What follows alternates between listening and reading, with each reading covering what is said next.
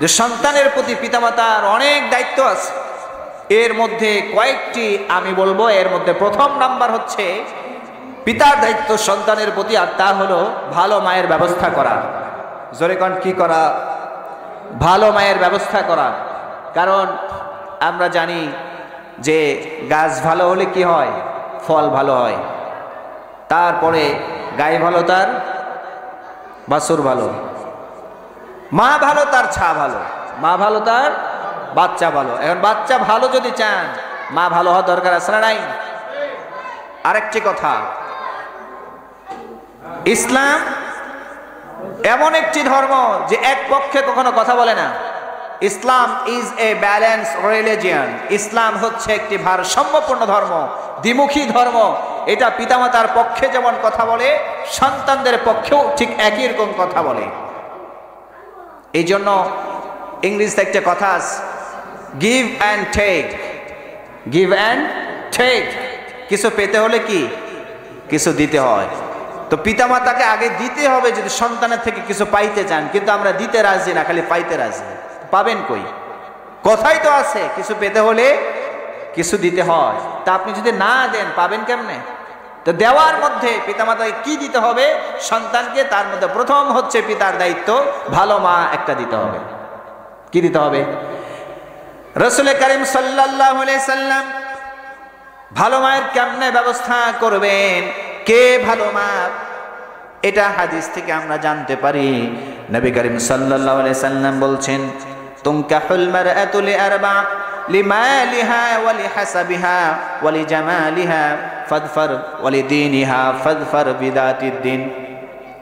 নবী করিম সাল্লাল্লাহু আলাইহি সাল্লাম একজন মা, একজন পিতা কাকে বিয়ে করবে, একজন সন্তানের মা কাকে বানাবে, এটা বিয়ে করার সময় রাসূল বলেছেন চারটা জিনিস দেখে তোমরা বিয়ে করবা।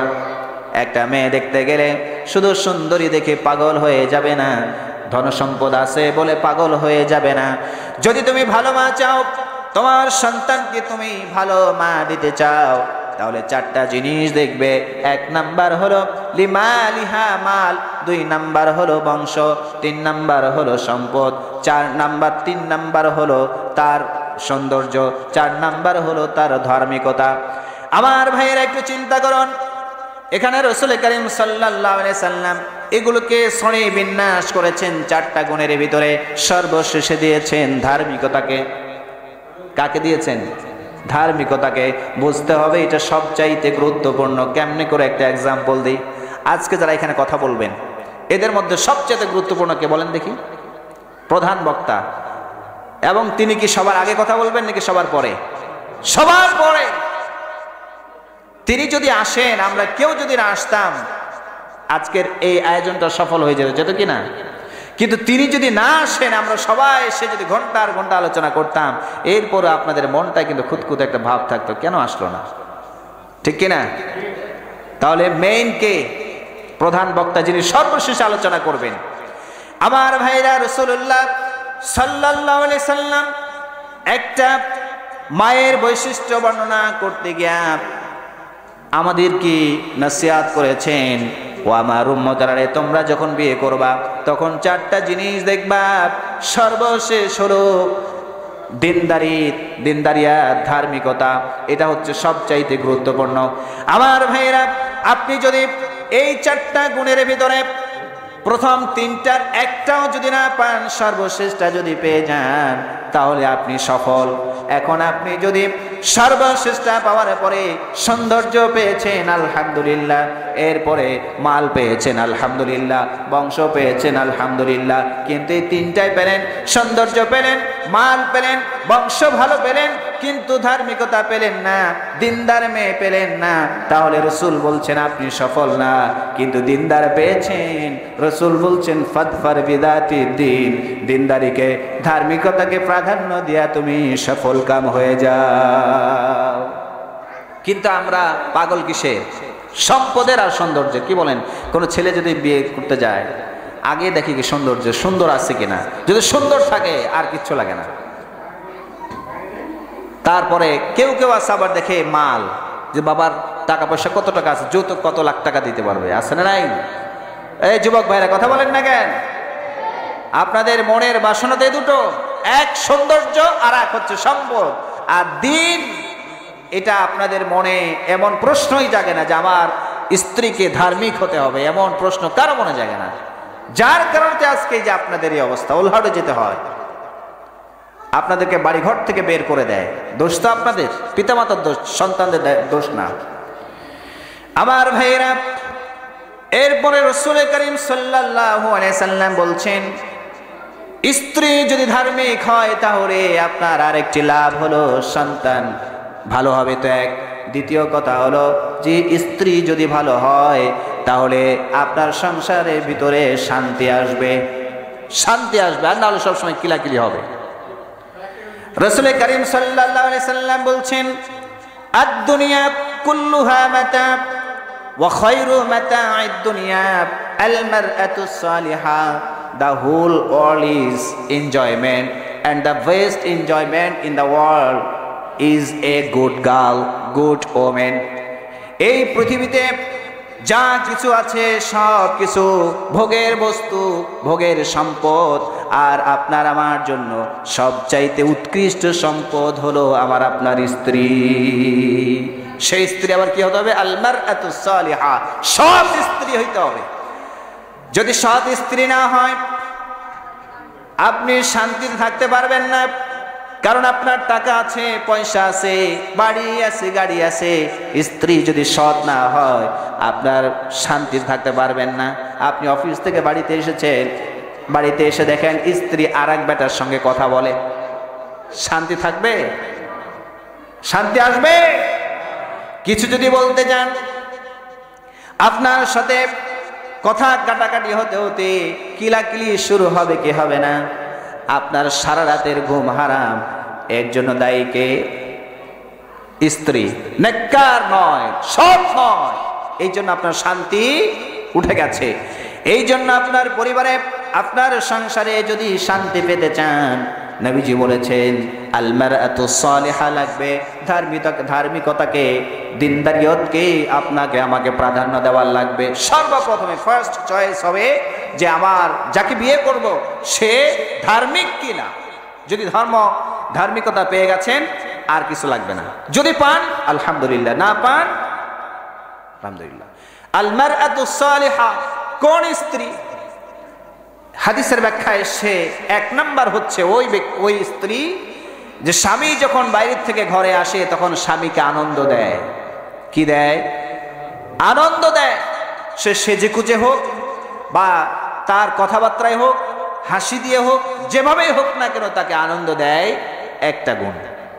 দুই নাম্বার হচ্ছে স্বামীর অনুপস্থিতিতে সে যেন নিজের লজ্জাস্থান এবং স্বামীর সম্পদের হেফাজত করে। এখন অধিকাংশ স্ত্রীরাই স্বামীর অনুপস্থিতির সুযোগ নিয়ে অবৈধ কাজে জড়িয়ে পড়ে কি পড়ে না? কম না বেশি? পরকীয়া হয় কি হয় না? আপনাদের এলাকায় নাই না তো? কথা বলেন না কেন? আছে। তো এটা কিসের জন্য? ধার্মিক না হওয়ার কারণে। তা আপনার স্ত্রী যদি আর এক বেটার লগে পরকীয়া করে আপনার শান্তি থাকবে? থাকবে না।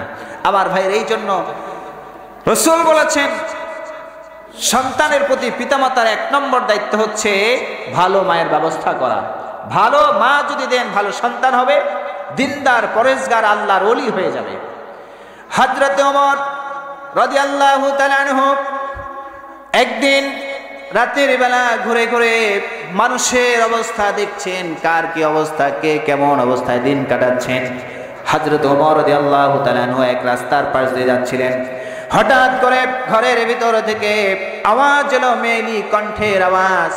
মা মেয়েকে ডাক দিয়ে বলছে দুধের ভিতরে পানি মেশাও। মেয়ে বলছে আমি দুধে পানি মেশাতে পারবো না। কারণ হযরতে ওমর যদি জানতে পারে আমি দুধের ভিতরে পানি মিশিয়েছি তাহলে আমাকে পানিশমেন্টের মুখোমুখি হওয়া লাগবে। মা বলছে তার মেয়েকে, তোমার মতো বোকা মেয়েকে তো আমি আর দেখি নাই। কারণ রাতের অন্ধকারে ঘরের ভিতরে বসে বসে দুধে পানি মেশাবা আর ওমর দেখে ফেলবে, এটা তুমি কেমনে করে ধারণা করতে পারলা? মেয়ে বলছে মা আমি ঘরের ভিতরে রাতের অন্ধকারে বসে বসে দুধের ভিতরে পানি মিশাবো, ওমর দেখবে না, ওমরের কোনো বাহিনী দেখবে না, ওমরের কোনো লোক দেখবে না।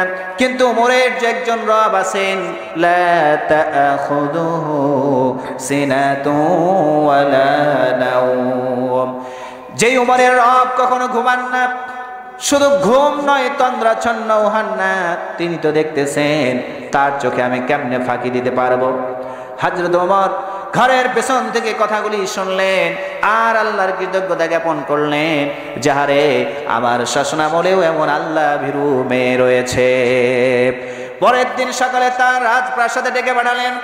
হযরত ওমর রাদিয়াল্লাহু তাআলা আনহু ওই গোয়ালিনীর মেয়ের সাথে, হযরত ওমর অর্ধরাজ্যের শাসন যিনি করেছেন, অর্ধরাজ্যের শাসনকর্তা, তিনি তার নিজ ছেলের সাথে গোয়ালিনী মেয়ের বিয়ে দিয়ে দিলেন। আমার ভাইরা, হযরত ওমর দেখেছেন দিনদারিয়াত। এই জন্য আমি বলেছিলাম, ভালো মা হলে ভালো ছেলে হয়, মেয়ে হয়। সেই গোয়ালিনীর পেট থেকে জন্মগ্রহণ করেছেন ওমর ইবনে আব্দুল আজিজ রাহমাতুল্লাহি আলাইহি, যিনি পৃথিবী শাসন করেছেন, দেশ শাসন করেছেন পুরা সাহাবীদের কায়দায়। তাকে বলা হয় দ্বিতীয় ওমর।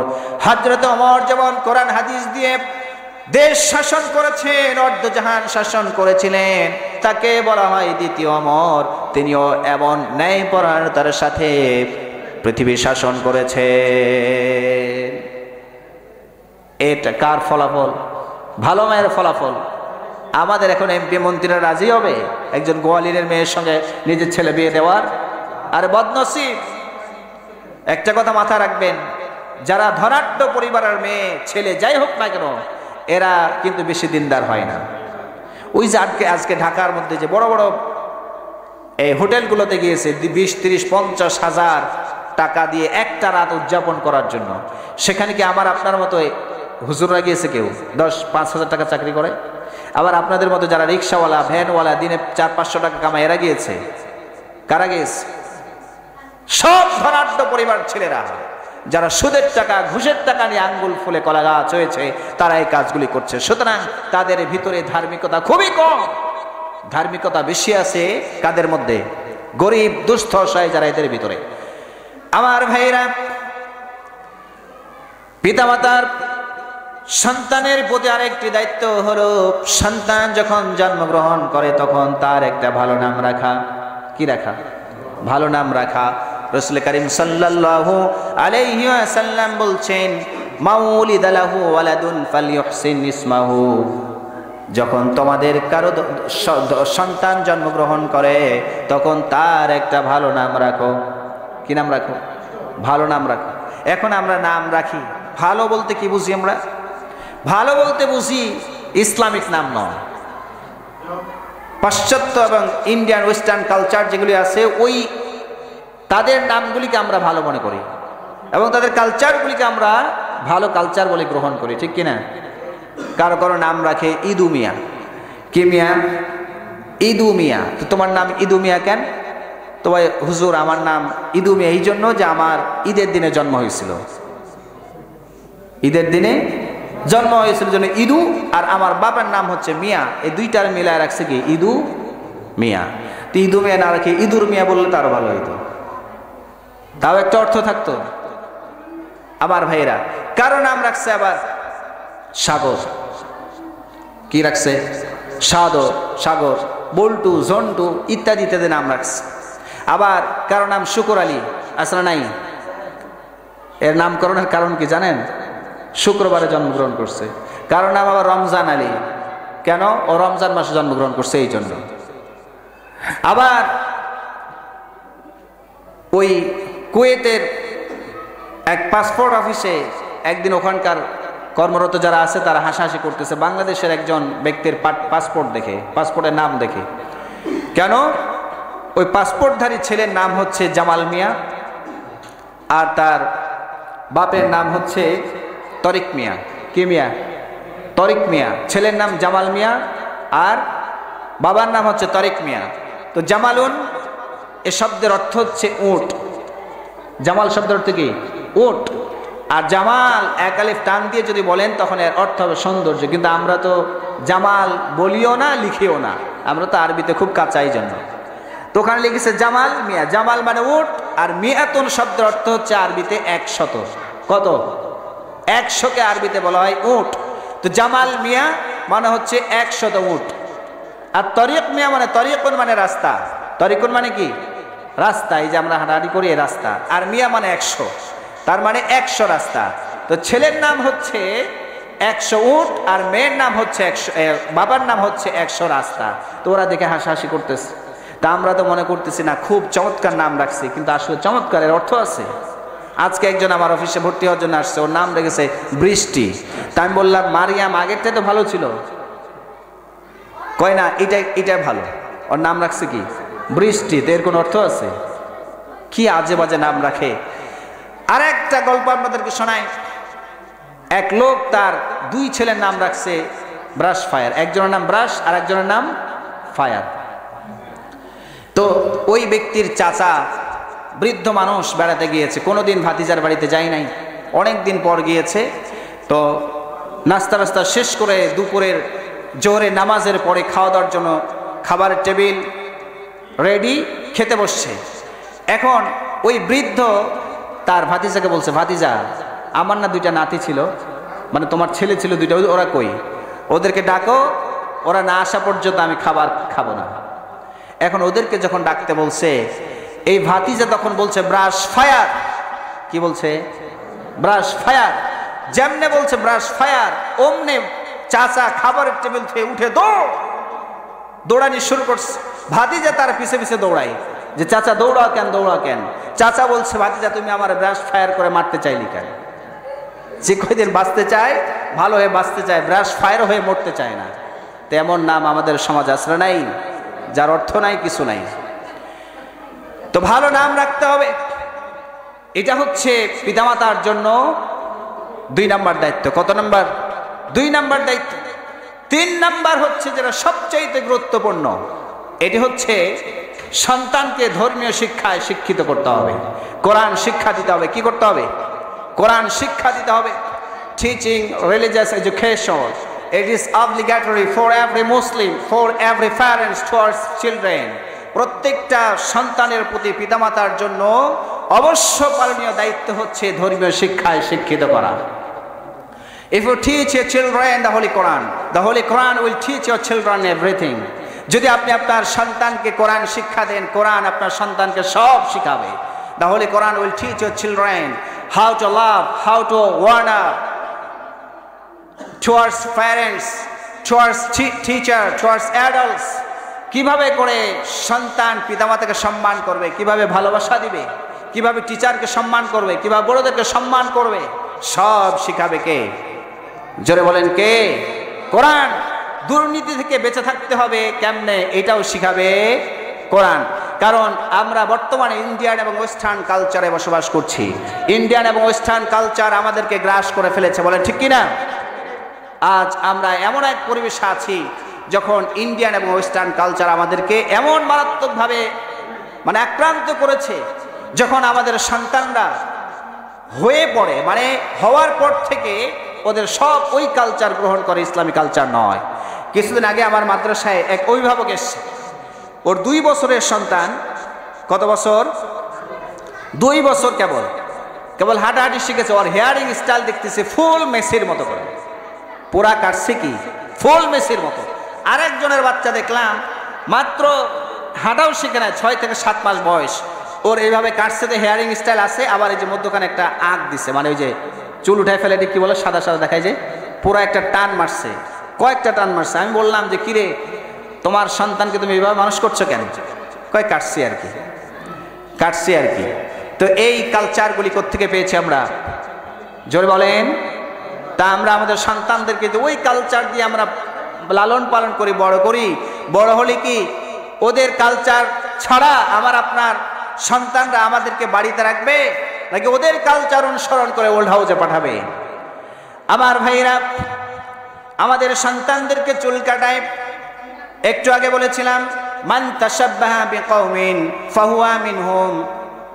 তোমরা যেই ব্যক্তি, যেই সম্প্রদায়ের, যেই মানুষের অনুসরণ করবে তার সঙ্গে তার হাসর হবে।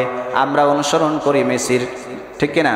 নেইমারের চুল কাটতে গেলে সেলুনে যাওয়ার পর একটা চার্ট ধরায় দেয় সেলুনওয়ালারা, এবং হেয়ারিং স্টাইল কোনটা ছেলে তখন পছন্দ করে দেয় মেসি অথবা নেইমারের, ঠিক কিনা? আর বাবা বলছে লাগাও, কি করো, লাগাও, কত টাকা লাগে আমি দেব, ঠিক আছে না? বাবা যদি বলতো না খবরদার ইসলামিক নিয়মে চুল কেটে দাও, সুন্নাহ নিয়মে, তাহলে ওই নাপিতের বাবার ক্ষমতা ছিল ওইভাবে হেয়ারিং স্টাইল করার? কখনো নয়। কিন্তু আমরা এটা করছি, আমরা করাচ্ছি, পিতামাতারা করাচ্ছি, এর জন্য দায়ী পিতামাতা। আমার বন্ধুগণ, এ নিয়ে একটা গান আছে, শুনবেন আপনারা? শুনবেন?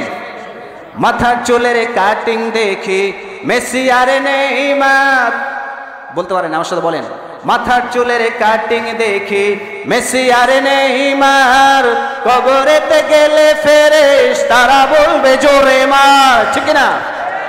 মাথার চুলের কাটিং দেখি মেসি আর নেইমার, কবরেতে গেলে ফেরেশতারা বলবে জোরে মার।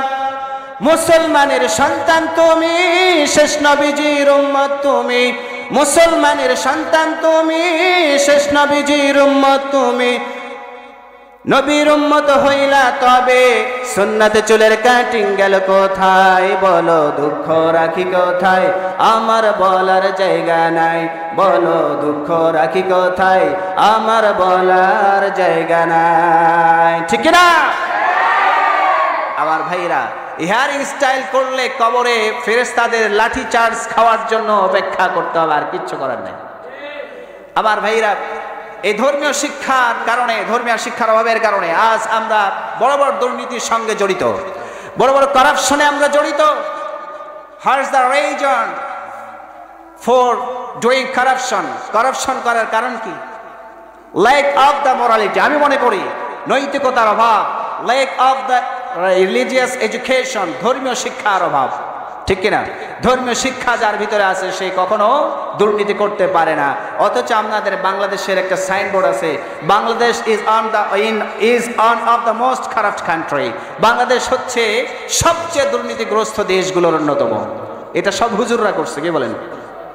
হুজুররা করে নেই, রিক্সাওয়ালা ভ্যানওয়ালাগুলো করছে, সব দুর্নীতি করে একেবারে দেউলিয়া বানাই দিচ্ছে দেশে। না কারা করছে? সবচাইতে যারা এডুকেটেড পারসন, যারা শিক্ষিত ব্যক্তি কিন্তু ধর্মীয় শিক্ষা ছিল না, নৈতিক শিক্ষা ছিল না, এরা কলমের খোঁচা দিয়ে কোটি কোটি টাকা, কোটি কোটি ডলার পাচার করে দিয়ে বাংলাদেশকে আজ দেউলিয়া বানিয়েছে। এই জন্য এই দুর্নীতি যে সন্তানরা করছে, এর জন্য আমি দায়ী মনে করি প্রথমে পিতামাতা। যদি ধর্মীয় শিক্ষা দিত, এই কোন ডাক্তার, কোন ইঞ্জিনিয়ার, কোন প্রফেসর, কোন অধ্যক্ষ, অধ্যাপক কেউ 1 টাকার দুর্নীতি করতে পারতো না। ডাক্তাররা আজ বেশি বেশি দুর্নীতি করছে কিনা? ডাক্তাররা দুর্নীতি করছে। কেমনে করে? একটা পেশেন্ট গেলে 1-2টা রিপোর্টের প্রয়োজন নাই, কিন্তু তারা 5, 10, 20টা রিপোর্ট দেয় কিনা? দেখে এর থেকে আবার পার্সেন্টেজ খায়। এটা কি দুর্নীতি নয়? জোরে বলেন, দুর্নীতি কিনা? কিন্তু আগে ডাক্তাররা ছিল কেমন? আগেকার ডাক্তারেরা ছিল না এত চিটার, হইলে জ্বর জারি লাগাতো থার্মোমিটার, ঠিক কিনা? বগলে চেপে ধরে 1-1.5 মিনিট পরে, বগলে চেপে ধরে 1-1.5 মিনিট পরে ছাড়ি দিলে বন্ধু 104। আগের সেদিন কি ফিরে পাবো আর আমরা, আগের সেদিন কি ফিরে পাবো আর, ঠিক কিনা? আগে ডাক্তারের কাছে গেলে কি করতো?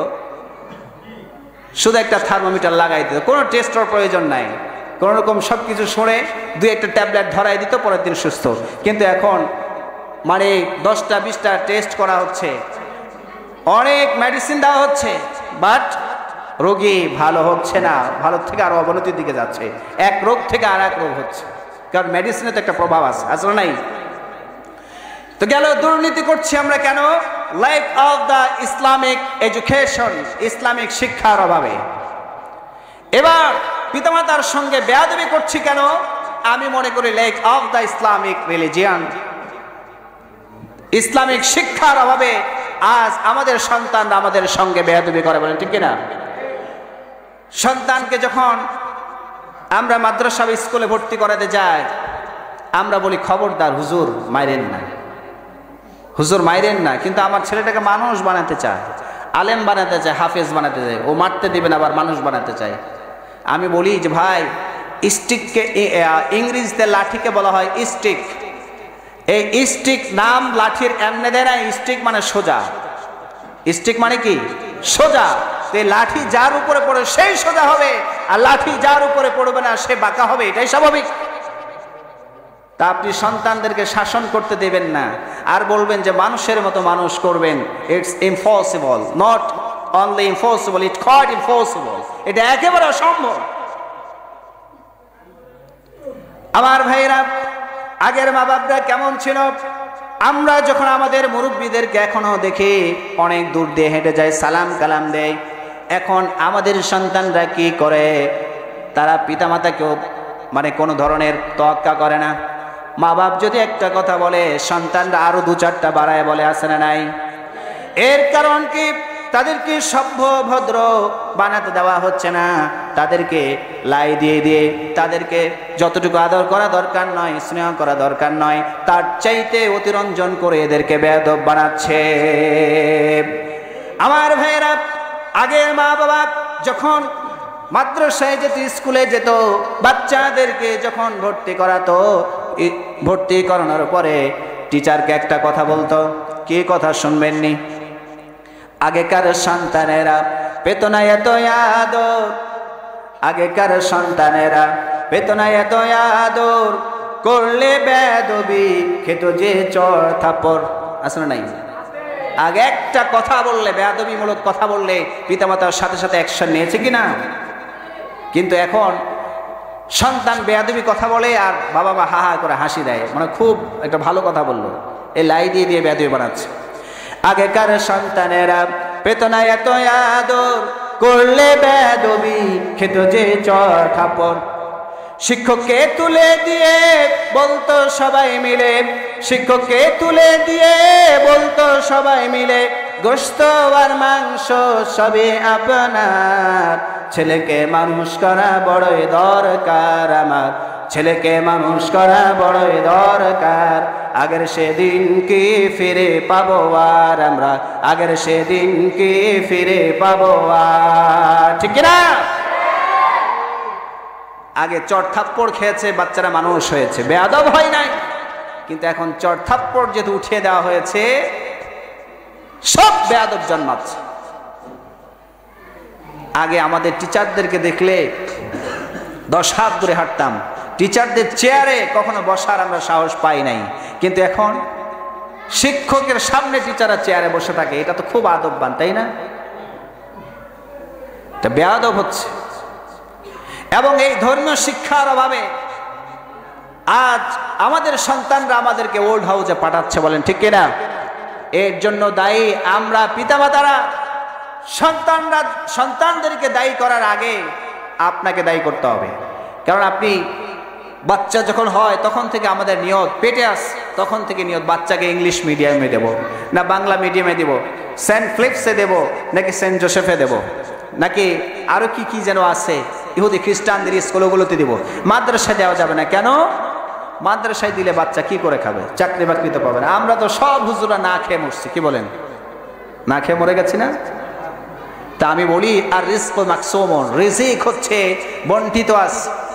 যেখানেই পড়বা রিজিক আসবে, তোমার ভাগ্যে যতটুকু নির্ধারিত আছে ততটুকু তুমি পেয়ে যাবে।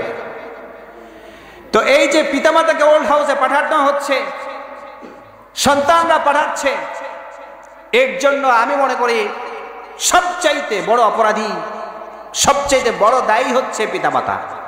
কারণ পিতামাতাকে ওয়েস্টার্ন কালচারে মানুষ করেছে, ইন্ডিয়ান কালচারে মানুষ করেছে, ধর্মীয় শিক্ষা থেকে বঞ্চিত করেছে।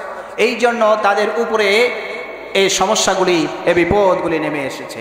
তবে আমি যুবক ভাইদেরকে বলতে চাই, পিতামাতা যদিও আপনার এই দায়িত্বগুলি পালন করে নাই, কিন্তু আপনার কল্যাণের দিকে লক্ষ্য করে, আপনার ভালো এবং আপনার বৃদ্ধকালটা যেন ভালো যায় এই দিকটা লক্ষ্য করে খবরদার আপনাদের সন্তানদেরকে, পিতামাতাকে কোথায় দিবেন না? ওল্ড হাউসে দিবেন না। কেন? আজকে আপনারা একটা ডায়েরিতে নোট করতে পারেন। আমি একটা কথা বলে যাচ্ছি, এটা ডায়েরিতে নোট করবেন। যদি এর বিরুদ্ধে যায় তাহলে আমি কিভাবে আপনাদেরকে প্রমিস দেবো? আমি তো খুঁজে পাচ্ছি না। এর বিপরীত কখনো হবে না। কি, if you put your parents in an old house, যদি আপনারা আপনাদের পিতামাতাকে ওল্ড হাউসে রাখেন, মানে বৃদ্ধাশ্রমে রাখেন, keep in your mind, মাথায় রাখবেন যুবক ভাইরা, your children will put you in an old house today or tomorrow, আজ হোক কাল হোক তোমার সন্তানরাও তোমাকে ওল্ড হাউসে রাখবে। So wait and see, the old house is waiting for you, অপেক্ষা করো, বৃদ্ধাশ্রম তোমার জন্য অপেক্ষা করছে। আজ আমাদের সন্তানরা আমাদের দায়িত্ব নিতে চায় না, চাই নাকি? আমাদেরকে বোঝা মনে করে, তাদের ব্যবসা, তাদের চাকরি বাকরি নিয়ে, বউ স্ত্রী বাচ্চা নিয়ে তারা ব্যস্ত, পিতামাতাকে দেওয়ার মতো সময় তারা খুঁজে পায় না, পিতামাতার পেছনে অর্থ ব্যয় করবে এমন সুযোগও তাদের হয় না, বলেন ঠিক কিনা? ছেলে আমার মস্ত মানুষ, মস্ত অফিসার, মস্ত ফ্ল্যাটে যাই না দেখা এপারে ওপার, নানান রকম জিনিস আর আসবাব দামি দামি, সবচেয়ে কম দামি ছিলাম একমাত্র আমি। ছেলের আবার আমার প্রতি অগাধ সম্ভ্রম, আমারই ঠিকানা তাই বৃদ্ধাশ্রম, বলেন ঠিক কিনা? এই আমাদেরকে বৃদ্ধাশ্রমে পাঠানোর পেছনে আমি মনে করি পিতামাতাই দায়ী। আজ পর্যন্ত বাংলাদেশে যতগুলো বৃদ্ধাশ্রম আছে, কোন বৃদ্ধাশ্রম থেকে এমন কোন নিউজ আপনারা দেখাতে পারবেন না, বা এমন কোন তথ্য আপনারা উদ্ঘাটন করতে পারবেন না যেই একজন আলেম বা হাফেজের পিতা অথবা মাতা ওল্ড হাউসে আছে, বৃদ্ধাশ্রম আছে, এমন কখনো কোন নিউজে, ফেসবুকে, ইউটিউবে, তারপরে গণমাধ্যমে কোথাও শুনেছেন? শোনেন নাই। আছে কারা? জগন্নাথ বিশ্ববিদ্যালয়ের অধ্যাপক, তারপরে বড় বড় বিজনেসম্যান, বড় বড় চাকরিজীবী, বিদেশি, এদেরগুলো আছে, আসা নাই?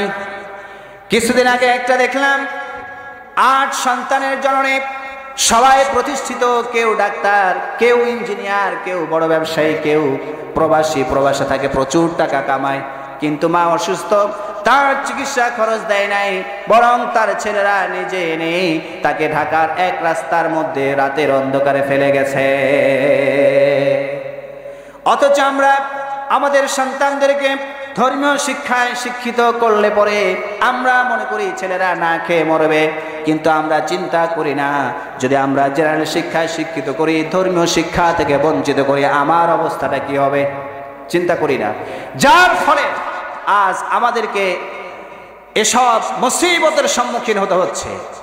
আমার ভাইরা, এই 24 সালের শুরুর দিকে ঢাকার এক অঞ্চলে একজন বৃদ্ধ বাবা তার ছেলেকে ঘুমন্ত অবস্থায় খুন করেছে, দেখেছেন না আপনারা? পড়েছেন নিউজটা? কারণটা কি? তিনি বর্ণনা দিয়েছেন যে সে নেশাখোর, নেশাগ্রস্ত হয়েছিল, এডিক্টেড হয়ে গিয়েছিল। সে দিবা রাত্রি তার মায়ের কাছে নেশার টাকার জন্য বারবার বিশ্রী ভাষায় গালি দিত, জুলুম নির্যাতন করত। একজন পিতা একজন সন্তানকে কুড়াল দিয়ে কোপায়া মারতে পারে, কতটুকু দুঃখ পাইলে চিন্তা করতে পারেন আপনারা? সন্তান নয়, এটা অভিশাপ। আর এই অভিশাপের জন্য আমরা পিতামাতারা দায়ী।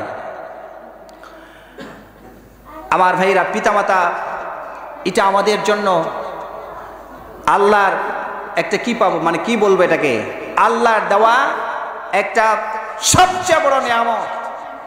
পিতামাতা যদি সন্তুষ্ট হয়, আল্লাহ আমাদের প্রতি সন্তুষ্ট হবেন। আল্লাহ যদি সন্তুষ্ট হয়, আমাদের আর কোনো কিছুর অভাব থাকবে? If we can satisfy our parents, Allah will be satisfied with us. আমরা যদি আমার পিতামাতাকে সন্তুষ্ট করতে পারি, আমাদের এই পিতামাতা আমাদের সাথে সন্তুষ্ট হবেন কি হবেন না? আল্লাহ আমাদের প্রতি সন্তুষ্ট হয়ে যাবেন। তা আল্লাহ যদি সন্তুষ্ট হয়ে যায়, আমাদের আর কোনো সমস্যা আছে? সব আমাদের হাতের নাগালে চলে আসবে। আমার ভাইয়েরা, আমি বলছিলাম যে আমরা ইন্ডিয়ান এবং ওয়েস্টার্ন কালচারের ভিতরে আছি। এই ইন্ডিয়ান এবং ওয়েস্টার্ন কালচার আমাদের কেমনভাবে গ্রাস করে ফেলেছে, যার কারণে আমরা আজকে 31st নাইট নামক বিষাক্ত এই অপসংস্কৃতিকে আলিঙ্গন করেছি, বলেন ঠিক কিনা? কিন্তু আমাদেরকে হতে হবে সব কিছুকে ত্যাগ করে ইসলামিক কালচার আমাদেরকে বড় হতে হবে, ইসলামিক কালচার আমাদেরকে মেনে নিতে হবে। পারবেন না? নারায়ে তাকবীর, নারায়ে তাকবীর। আজকের মাহফিলের সম্মানিত সভাপতি আমাদের শ্রদ্ধাস্পদ উস্তাদুল আসাতিজা হযরতুল আল্লাম আমাদের হুজুর এসেছেন, আমি নাম বলছি না বেয়াদবি হয়ে যাবে, এবং আমাদের আরেকজন দিনাজপুরের গর্ব আমাদের মুফতি আব্দুর রকিব ভাই, যেমন ইলম দিয়েছেন তেমন শরীরও দিয়েছেন। আলহামদুলিল্লাহ বলেন। এলমের সঙ্গে হেলমের মিল আছে, আমাদের তো শরীর টরীর কিছু না, এলেমও নাই। হুজুর আপনাদের সামনে চলে এসেছেন। আমি আবার আর একটা কথাও বলবো না, শুধু একটা সঙ্গীত বলে ইনশাআল্লাহ শেষ করব। আমার ভাইরা, এই বাংলাদেশে ইন্ডিয়ান এবং ওয়েস্টার্ন কালচারের বিরুদ্ধে গিয়ে আমাদেরকে আল্লাহু আকবারের ধ্বনি তুলতে হবে। পারবেন না ইনশাআল্লাহ? আমাদের রান্নাঘর থেকে শুরু করে সংসদ পর্যন্ত ইসলামের বাণীগুলি ছড়িয়ে দিতে হবে, ইসলামী আইন প্রতিষ্ঠিত করতে হবে। পারবেন কি পারবেন না? এদেশে আল্লাহু আকবারের সুরে সূর্য ওঠে, এদেশে আল্লাহু আকবারের সুরে সূর্য ডোবে, ঠিক না? এদেশে আল্লাহু আকবারের সুরে সূর্য ওঠে, এদেশে আল্লাহু আকবারের সুরে সূর্য ডোবে, এদেশে আল্লাহু আকবারের সুরে সূর্য ওঠে, এদেশে আল্লাহু আকবারের সুরে সূর্য ডোবে। এদেশের মাল্লা মাঝি কৃষাণ মজুর সবার ঠোঁটে শোনো রে লা ইলাহা ইল্লাল্লাহর জিকির ওঠে, এদেশের মাল্লা মাঝি কৃষাণ মজুর সবার ঠোঁটে শোনো রে লা ইলাহা ইল্লাল্লাহর জিকির ওঠে। ইমানের তপ্ত আগুন জ্বলছে সবার বুকে বুকে, ইমানের তপ্ত আগুন জ্বলছে সবার বুকে বুকে, সে আগুন দেশ হতে দেশ দেশান্তরে জ্বালতে হবে। এদেশে আল্লাহু আকবারের সুরে সূর্য ওঠে, এদেশে আল্লাহু আকবারের সুরে সূর্য ডোবে, ঠিক না? এই দেশে আমরা আল্লাহু আকবারের সুর আছে এবং কিয়ামত পর্যন্ত টিকে রাখার জন্য চেষ্টা করব। কে কে রাজি আছেন? হাত উঠে তোলা দেখান, উঠান। আল্লাহ পাক আমাদের সকলের হাতগুলিকে কবুল করুক। যে কথাগুলি বললাম প্রথমে আমাকে এবং আপনাদের সবাইকে এই কথা অনুযায়ী আমল করা তৌফিক দান করুক। ওয়া আখিরু দাওয়ানা আলহামদুলিল্লাহি রাব্বিল আলামিন।